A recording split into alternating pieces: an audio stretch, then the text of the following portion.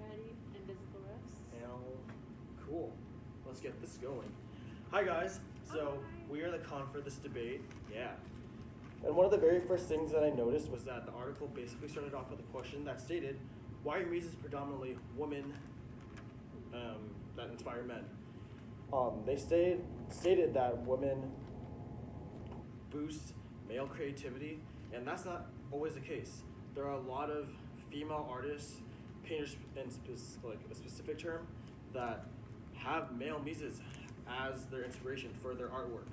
One of them was Eunice Golden, who was from the 60s, and she kind of came to the conclusion that a lot of male artists portrayed, female nudity, and she wanted to be able to portray her own fantasies and desires within her paintings, so she created male nude paintings.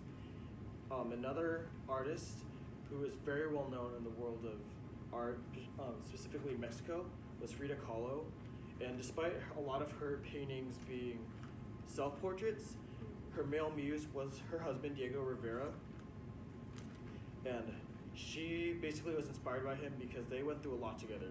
They had miscarriages, they got married, they got divorced, there was infidelity within that realm. So that just basically shows that a lot of female artists and painters were inspired by male muses, not always men being inspired by women.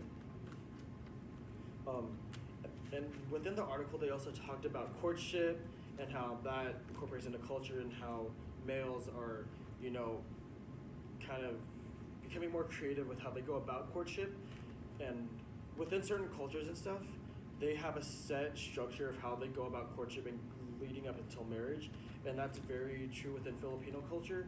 I know I am part Filipino, so a lot of the time when males that are Filipino are intrigued by women, within the Philippines itself, they have to go about a certain way to, get to them, or lead up to that point where they are, a thing, basically. And it hasn't changed over time, even though it is 2019, a lot of it has progressed to, staying the same. And I feel like there's also a stigma within Western culture where the male is obligated to, make the first move.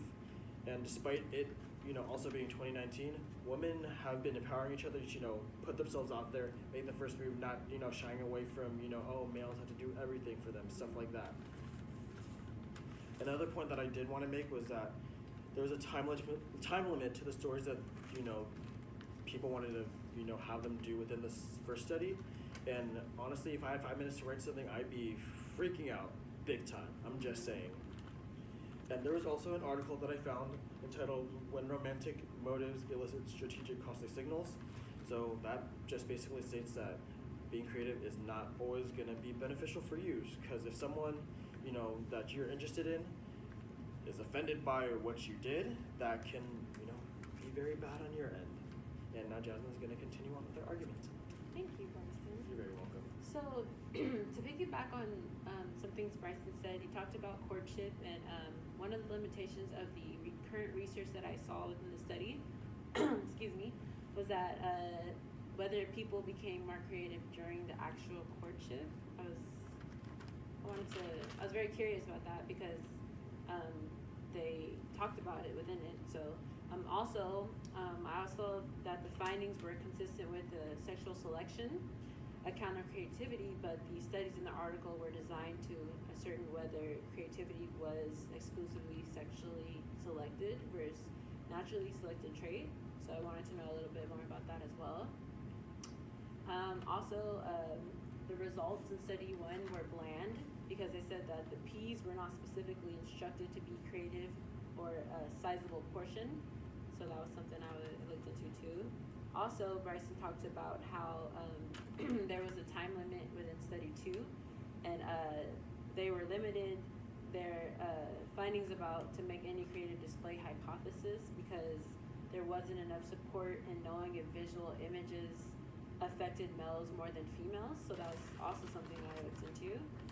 Lastly, there seemed to be no predictions regarding creativity and from several other theoretical perspectives, that a straightforward account on the pattern of the results that were obtained in the series of studies. So those are the things that we saw errors wise. So our time is up. Thank you.